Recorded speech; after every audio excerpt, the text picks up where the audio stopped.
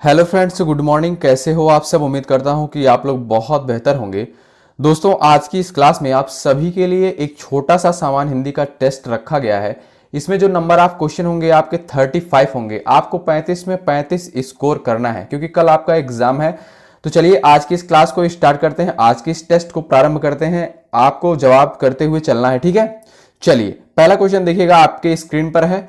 मैं आज नहीं पढ़ूंगा, कौन सा वाक्य है? चलिए आप लोग कमेंट करते हुए फटाफट चलिएगा। मैं आज नहीं पढ़ूंगा, इसमें कौन सा वाक्य है भाई, ये बताइए।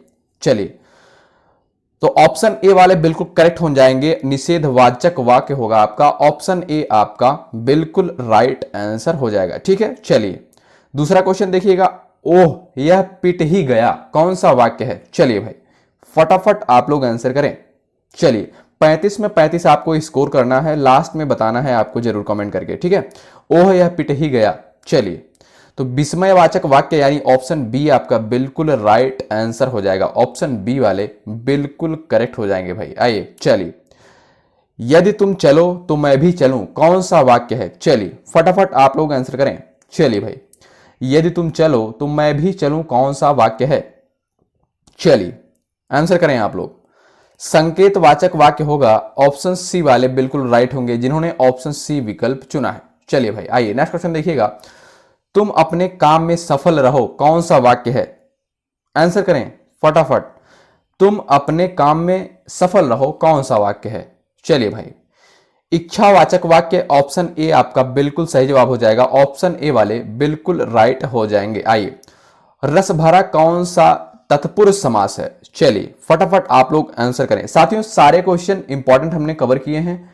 चलिए आप लोग आंसर करें। रस भरा कौन सा तत्पुरुष समास है?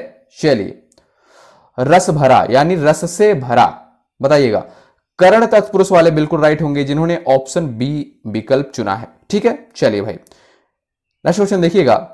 स्वर्ग प्राप्त कौन सा तत्पुरुष समास होगा? बताइएगा, स्वर्ग प्राप्त में कौन सा तत्पुरुष समास है? फटाफट दोस्तों आंसर करते हुए आप लोग चलें।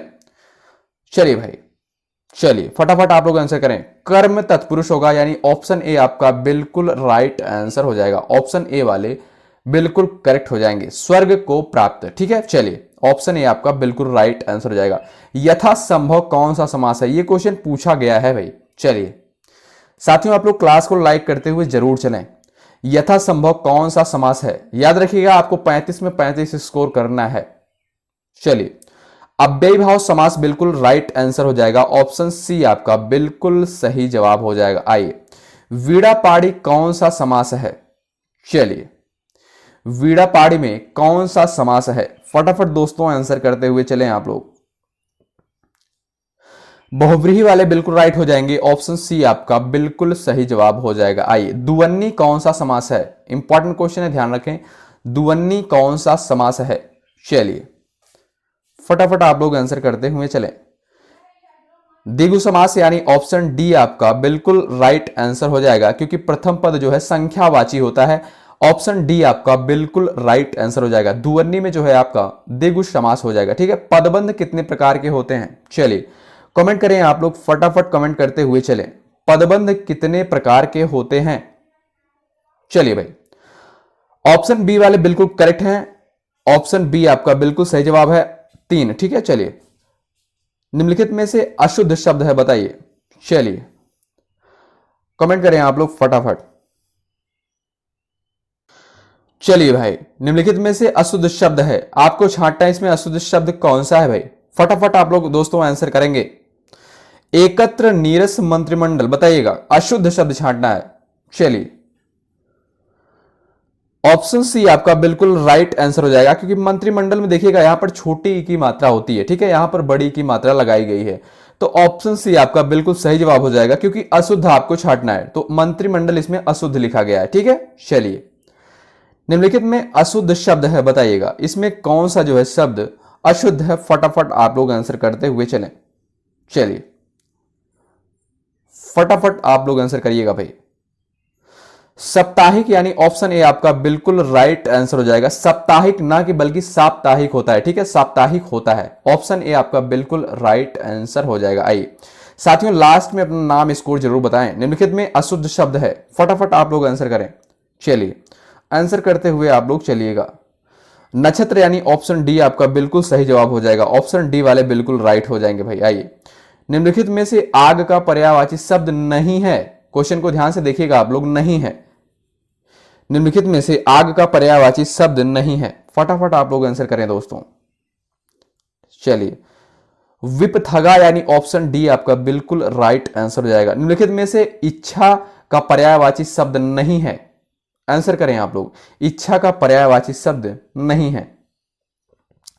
यातना यानी ऑप्शन सी आपका बिल्कुल राइट आंसर हो जाएगा। ऑप्शन सी वाले बिल्कुल करेक्ट हो जाएंगे। चलिए नेक्स्ट क्वेश्चन की तरफ बढ़ते हैं। देखिएगा, निम्नलिखित में से पानी का पर्यायवाची शब्द नहीं है। बताइएगा भाई, आंसर करते हुए आप लोग चलें। पानी का पर्यायवाची शब्द नहीं है। क्वेश्चन को ध्यान से पढ़ें। ऑप्शन बी सही जवाब होगा। ऑप्शन बी वाले बिल्कुल राइट हो जाएंगे सर। ठीक है, आइए, निम्नलिखित में से घर का पर्यायवाची शब्द नहीं है। आंसर करें आप लोग।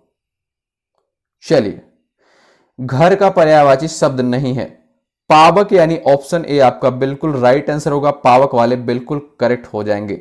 विशेषण कितने प्रकार के होते हैं? इंपॉर्टेंट क्वेश्चन है, ध्यान रखें। विशेषण कितने प्रकार के होते हैं? आंसर करें आप लोग। 4 प्रकार के। ऑप्शन बी आपका बिल्कुल सही जवाब हो जाएगा। ऑप्शन बी आपके बिल्कुल राइट आंसर हो जाएंगे। सर्वनाम कितने प्रकार के होते हैं? बताइए भाई, सर्वनाम कितने प्रकार के होते हैं? फटाफट आप लोग आंसर करते हुए चलिएगा। सर्वनाम कितने प्रकार के होते हैं? 6 प्रकार के, यानी ऑप्शन डी वाले बिल्कुल राइट होंगे। जिन्होंने ऑप्शन डी विकल्प चुना है बिल्कुल राइट आंसर हो जाएगा। उत्पत्ति की दृष्टि से शब्दों के कितने भेद होते हैं? आंसर करें। उत्पत्ति की दृष्टि से शब्द के कितने भेद होते हैं? 4, यानी ऑप्शन बी आपका बिल्कुल सही जवाब हो जाएगा। ऑप्शन बी वाले बिल्कुल राइट हो जाएंगे। रचना की दृष्टि से शब्दों के कितने भेद होते हैं? आंसर करें आप लोग। रचना की दृष्टि से शब्दों के कितने भेद होते हैं? 3, यानी ऑप्शन बी आपका बिल्कुल सही जवाब हो जाएगा। संज्ञा के कितने भेद हैं? आंसर करते हुए आप लोग फटाफट चलिएगा। संज्ञा के कितने भेद हैं? चलिए, 5, यानी ऑप्शन सी वाले बिल्कुल राइट होंगे। साथियों, लास्ट में बताइएगा आप लोग इन 35 प्रश्नों में से कितने प्रश्नों को आप लोगों ने सही किया है। टारगेट आपका 35 का 35 होना चाहिए। विकारी और अविकारी शब्दों में कितने भेद हैं? चलिए भाई,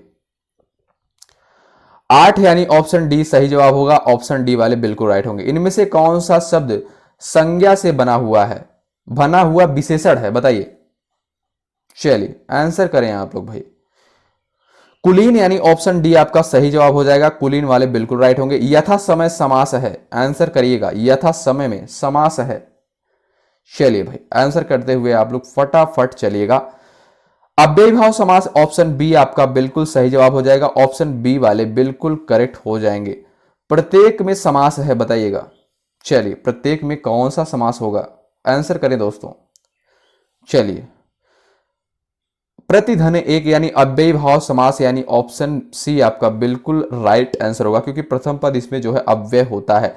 तिरंगा है, बताइएगा कौन सा समास है? तिरंगा। चलिए आंसर करें दोस्तों। तिरंगा में कौन सा समास है? बहुब्रीहि समास वाले बिल्कुल राइट हो जाएंगे। ऑप्शन बी आपका बिल्कुल करेक्ट आंसर हो जाएगा। ऑप्शन बी वाले बिल्कुल करेक्ट हो जाएंगे। कवि का स्त्रीलिंग रूप बताइएगा आप। कवि का स्त्रीलिंग रूप क्या है? फटाफट आप लोग आंसर करें। चलिए भाई, कवयित्री, यानी ऑप्शन सी आपका बिल्कुल राइट आंसर हो जाएगा। कवि का स्त्रीलिंग रूप जो होता है कवयित्री होता है। ये क्वेश्चन जो पूछता है आपसे शुद्ध वर्तनी में पूछ लेता है। ठीक है, तो आप लोग ध्यान रखिएगा। कवयित्री जो है इस तरीके से लिखा जाता है। ठीक है। सूर्य का स्त्रीलिंग रूप क्या है?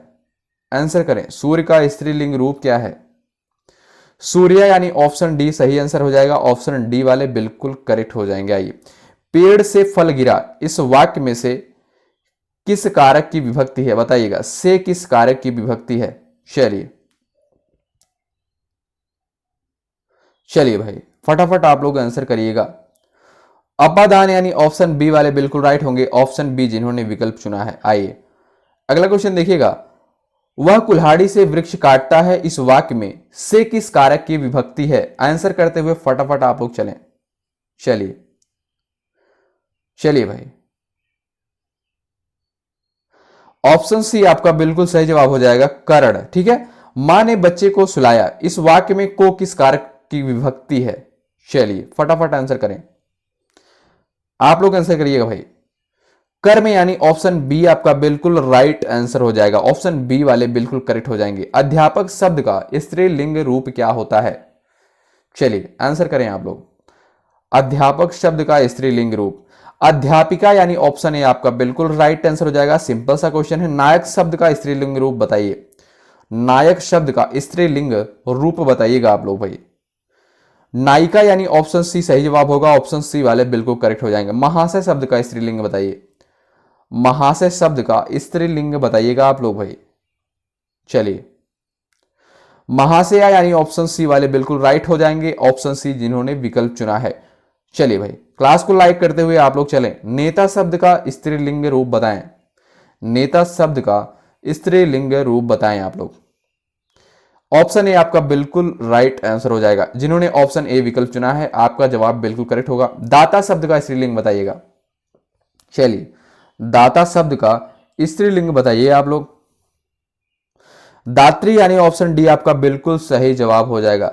साथियों इस क्लास के माध्यम से हमने समान हिंदी के 35 इंपॉर्टेंट क्वेश्चन को डिस्कस किया था, जो कि बहुत इंपॉर्टेंट है। यह आपके लिए एक छोटा सा टेस्ट था, क्योंकि आपका कल एग्जाम है।